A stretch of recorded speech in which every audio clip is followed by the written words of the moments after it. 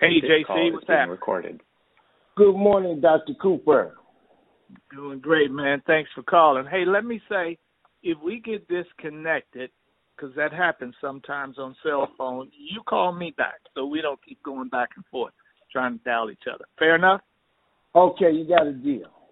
Okay, fair enough. All right, there we go. So this interview is for my book, Invisible Golfers. Okay. I'm going to do a supplemental at the back at the end, to go with the older information that a lot of us know, and there's a lot that don't know the information. One thing about my book, Invisible Golfers, African Americans PGA Tour Quest, is that the focus was more on why there aren't any African Americans on the tour. It does have a brief history, that came with the other books that Pete McDaniel did and some of the other authors. But I want to focus more on why there isn't any African Americans on the tour by and large.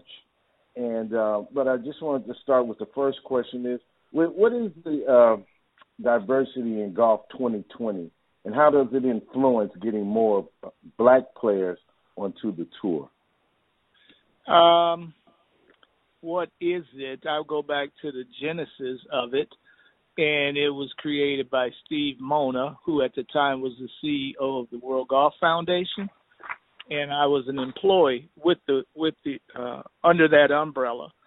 And simple, Steve says that golf needed more diversity, and it needed it in 4 categories: recreational play, competitive play, workforce diversity, and supplier diversity. And he said, let's create a committee or a task force and see if we could get move the needle in those 4 specific areas. So that was why it was created, and the mission or vision was pretty simple: make golf look like America. And of course, we were talking about with the demographics and the changing face of America. So that was it in a nutshell. Now, the second part of your question was, is it helping to get more golfers on the PGA Tour? Was that the question? Yeah. How is it influencing to get more black players onto the tour? I would say in all those categories, well, particularly in recreational play and competitive play, it was by design to shed some light on the lack of participation in those areas, and then secondly, to find some key things that could be done to help along that way. Not that the Diversity Task Force or World Golf Foundation would be the ones who would have that silver bullet to create those players, but we could identify some things that were going on or weren't going on within the game or the sport to help be a catalyst for that. But it was not, the total focus was not to get more players on the PGA Tour. Even though that was at the competitive play more in amateur golf, we felt that the pipeline and the process to get folk ready to play at that level was underdeveloped. Junior golf and player development was underdeveloped. Collegiate golf and player development underdeveloped. That whole pipeline leading up to the tour was underdeveloped. And what are some of the things that needed to be done to do a better job at that? Because you don't just wake up one day and play the PGA Tour, of course. No, there's a process leading up to that. And same for the LPGA. We don't want to leave that side out either, because we're just as focused on female golf, women's golf, as we were on males. Right, and when I mentioned black players, although my book had primarily focused on the males, but in this conversation we can talk is for the females as well, for the women. Sure. But I also want to see, from your observation, what do black professional golfers have to do to start getting more attention for their games and more support? I think we need to get. I think it's like a funnel. Big numbers at the top who are into the game, funneling down to a professional level. I think that in any sport, any sport, it's going to be a low percentage to make it to the expert, the NBA, the NFL, the Major League Baseball, the Professional Golf Association. I think that the numbers game starts with getting more people into the game and then getting them the professional training to advance them in the game. And I make the analogy sometimes. Statistically, it says that only 4% of blacks are, of the 24 million that play the game of golf, only 4% are black.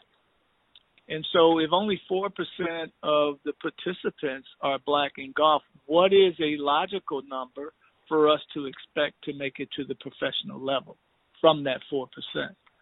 I have that conversation with the PGA of America, who have less than 1% of the professionals, club pros, PGA of America, less than 1% make it to that level, Class A pro.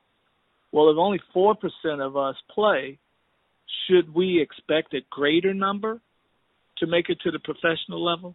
That's a rhetorical question. I think that it's incumbent upon us to fill the funnel with more participants to think that the outcome is going to be a greater percentage than what we have right now. Now, certainly, again, strengthening that pipeline of development from junior golf to collegiate golf to even our Advocates Tour, those who are still aspiring. Strengthening player development at all of those levels is critical, but it also is critical to increase overall participation numbers as well, in my opinion. You got you.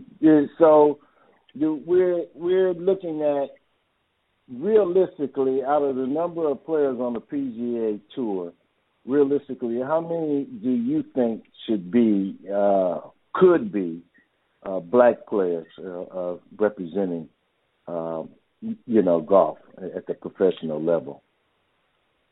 1 out of 10, 10 out of 20? I'd love seeing 25. I mean, that's like 25 speaking. No, I would love to see 25. Is that realistic? I guess that's yet to be seen. That we can get to that number. I hope we can. But certainly, how many card carriers play the PGA Tour?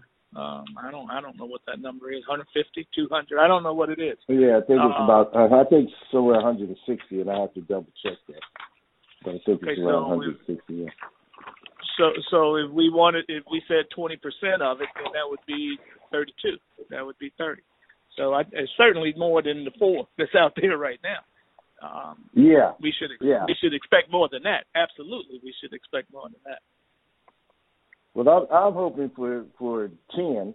I'll settle. Yeah, that'd be great. Well, I'm hoping for 10, but 20, I don't know, maybe pushing it. And I guess I didn't have this question written down, but I was going to the question of the APGA that you're working with.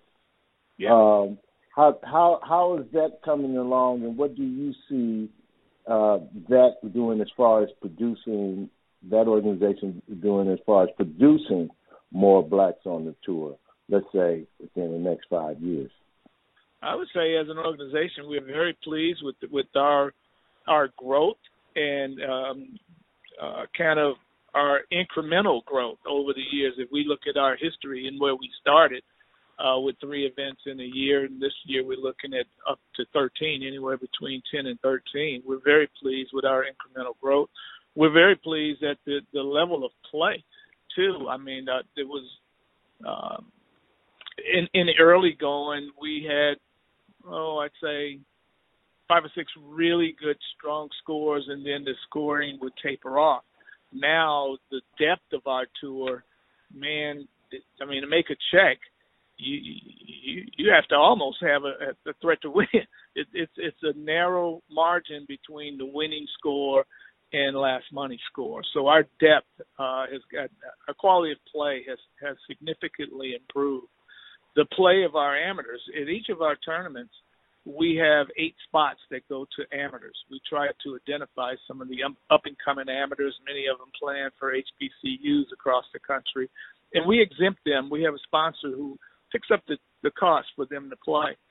And the play of the amateurs has improved significantly over the years, which lets us know that the pipeline of players coming to us in the future is increasing as well. We have a relationship with HBCUs, involved with them in up to 4 events in their space, in HBCU space, because we know our feeder system is going to be reliant on the quality of golf at the HBCU network. So I'd say we're very happy of our incremental growth. At the same time, we don't want to just prepare somebody to get to the tour. We want some people to come from our tour and actually win on the big tour. So we have not gotten to that yet, but that's an aspirational goal. So those are aspirational goals that we have for ourselves.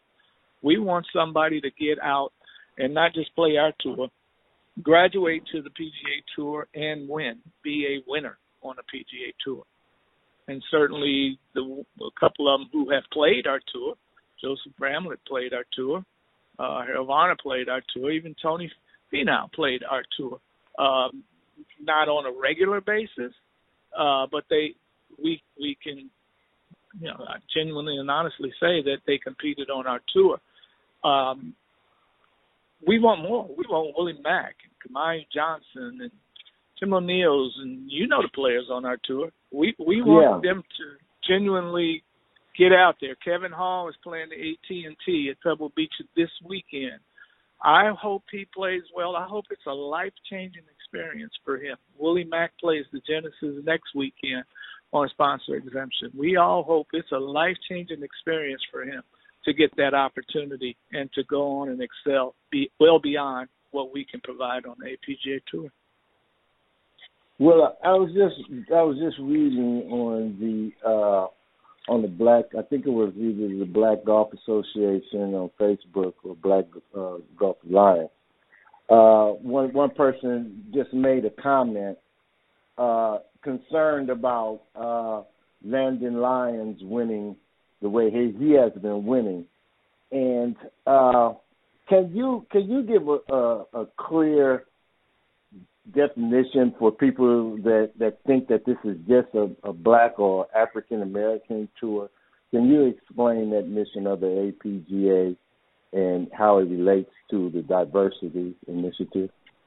Well, certainly the mission of the core purpose of our tour from day one was to identify up-and-coming African-American Black golfers and help them get closer to achieving their dream, help them realize their dream of playing on the PGA Tour.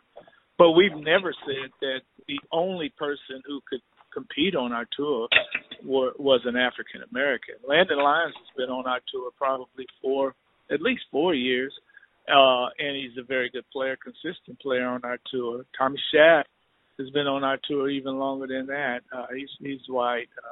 Brad Adamonis, former tour player, has been on our tour. We never said that we were only for African-American golfers. We said that our mission was to identify the young, predominantly young and up-and-coming African-American golfers across the country and help them realize their dreams. But we don't discriminate membership on our tour any more than we would expect the PGA Tour to discriminate on their tour. Right. And that's what I read in the mission also. It's not an African-American only clause. No. Right. That'd be a bit hypocritical, wouldn't it? And then turn around and Well, goes around, comes around. No, we never said only. There's no only in our bylaws and initiative. There's no only. The word only does not appear. Exactly. I didn't see that in there when I read the mission statement. So I'm getting back into the focus of my book, which is like I previously said, why aren't there more African Americans on the tour? And from our explanation, and so the next question is: a lot of players are saying that if they had more financing, do you think that within itself would increase the representation on the tour? I don't think that in itself. I think that's certainly a huge part of it. I think it's like putting together a puzzle, and there's barriers and limitations in a number of things. Got player development being one, money being another one, access to equipment, access to technology training. I think it's trying to put together a puzzle, and I don't think that, to your question, I don't think that it's only money, but certainly you got to have the money too. That's certainly financial resources is certainly part of that puzzle. It's not the only part of it, though. And this is in my final analysis. This is one of the issues that I can't. Well, my final analysis are basically psychological, sociological, as well as financial, are the three factors and aspects that I basically found out that I think is that needs to be investigated and taken care of and looked at. And with the AATQ, the African American Tour Quest program that Preston Pinckney set up, that's the approach that we're looking at when we work and help the professionals that we're trying to help out there. But the main question is, how important is it for the black golfing community to get involved and support black golfers that are on their, what I call, tour quest? No, that's a great question, and I think it's critical that we help us. We come together to those who are committed and interested in seeing more black representation on the tour level. And for me, it's not just from a playing aspect. I want to see more people in the workforce. I want to see more black people in the economics of golf. Golf's an $84 billion industry. I want to see more blacks working in the industry. $84 billion industry. Golf is an $84 billion industry with over 2 million jobs. And we are underrepresented in the industry as players, as employees, as black business owners and vendors. We don't get contracts. We're not part of the $84 billion industry except as consumers. We play, we buy, we look good where we go, we travel. We're proud to say we're golfers. We are part of the golfing community, but we're not part of golf business enough, in my opinion. And that includes the PGA Tour, LPGA Tour, but it also includes workforce and the economics and working in the industry and getting contracts within the industry. So I'm about improving that totality of golf, not just the tour aspect of it. We're underrepresented, period, top to bottom. And to your question, what role does our black community play? If it's not, everybody's not going to be interested in that, but these affinity groups that are out there, and you're online on platforms of Facebook as much as I am, there's a huge affinity group that's interested in that, and if we could come together to help us, that could be financially, it could just be an advocacy, knowing that people out there are interested. We can help that way. There's so many different ways to help, but I think it's critical, and it's critical for me. Some of the work I do in these various committees, where I'm interacting and engaging with golf leadership, the USGA, the PGA Tour, the leading bodies, and they will ask who's involved or who's supportive of it. I mean, I'm not looking for a handout from the USGA. I don't think any of us are. And the more we can show strength in numbers, the more support we have from our affinity groups, the more it helps us to make a case with golf industry leaders. Like, look what's coming together, and with just a little bit of help from you, and the allegiance and the partnership with you, we can move this thing much faster. I think we need to be able to say that our side has come together for the same cause that we're asking them to be involved in, of bringing more diversity and inclusion to golf. We need to be able to say we're doing as a big effort on our own too. That makes sense to me. How much of the $84 billion that you mentioned is African American consumerism? How many dollars does an African American spend in golf yearly? Never seen a report. I've never seen that report. That's been a topic of conversation for a lot of years, and the industry leaders who I've been talking to will say, well, let's just do the quick math that if golf, if blacks are 4% of the industry, then they're 4% of the economic part of it too. That's the easy way out to me, and too simplistic. I think that a real study, economic impact, is needed. But here to date, I've never seen one done.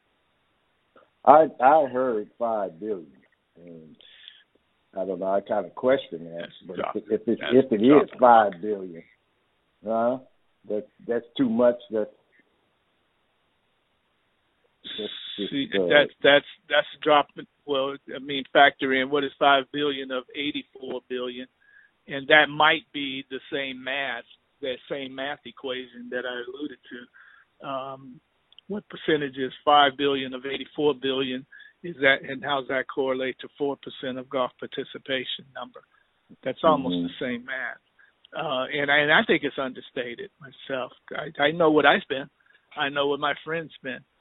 It's way above and beyond what they say the average yield is from a golfer. I think their dollar amount says that a new golfer is something like $1,300 a year, something like that. Whatever the amount is, don't hold me to that number, but I know at one time it was something like that. Man, I spend so much more than that, and I know you do too, JC. I spend so much more than $1,300 a year in golf. I spend more than that at the driving range. I spend no more than that on a new set of TaylorMades. So, yeah, that's true. Travel around. I don't even want to put pen to paper at how much I spend in golf, and I play less golf now probably than I've played in over 20 years. I don't play that much, and I still spend a lot of money on golf. So do you think we could say that $8 billion of the African American consumerism? Again, I don't know. That would be 10% of the 84. I don't know if I can even make a fair guesstimate. I really don't.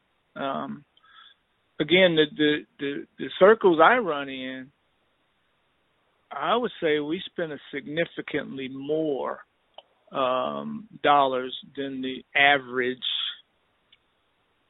We spend a lot of money. We travel, play, purchase clothes, purchase clubs. I would say we probably skew the scale just by our love of the game. People I know, they play the finest golf courses, finest equipment. They dress well. They travel well. Once we get to our destination, and we treat ourselves well. I think we skew above and beyond what would maybe considered just the average frequent golfer. I think we skew more than just the percentile. But again, I don't know that because I've never seen a really scientific study done. I think there's a great need for a scientific study to determine the economic impact. Yeah, I think we have a bigger voice, a louder voice when we go and talk to the industry leaders if we had that number. And I want to ask this final question, and it's hypothetical, and based on what we were just talking about. Do you think a industry within the industry a black golf industry could be created within this industry? So I think a black golf, and I'm not sure. I think there's a need, to be quite honest, JC. Could it be created? Sure. There's a Negro League, and I see what UGA is attempting to do. I'm not sure we need to define it that way. Clubs, equipment, shoes. I think all of those things are needed. I think it's needed. I think we need a black manufacturer. Absolutely, I think we do. But do we need it? You say our own. I think we need it and compete with or be part of the current industry. I don't think we need to do it and have like our own sub-industry of golf. I think we need to. I think what I'm fighting for, what my passion has been, is that we are included in the existing golf industry, as opposed to running simultaneously and in competition with the current industry. I think our part is to be included. More of a niche in there, you know. A niche with the clothing line, a niche with even the competition, maybe even, you know, taking an APA to another level, to a level where you have an audience and spectator. But that's something for a different conversation. This was basically for my book, and we could probably go on and interview next on some other topics like that one. How much money is the African Americans or blacks spending in the industry?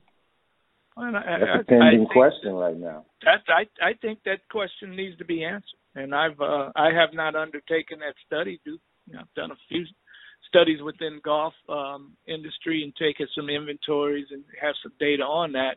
I've never done the data or seen the study on what consumer value, economic impact it has, and I think that would be a valuable addition to the current study that's out there.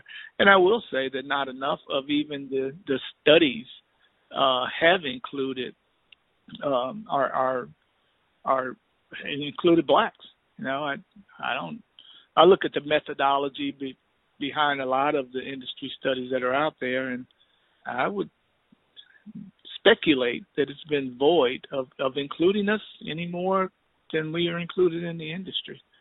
I think that there's I don't call it an underground world, but a sub-world that goes on in our urban communities around golf that the golf leaders are oblivious of. That's been that's been for the last decade what I've tried to bring awareness to, is the Western States Golf Associations and those clubs that are in all around America, that the industry leaders have no idea that they even exist.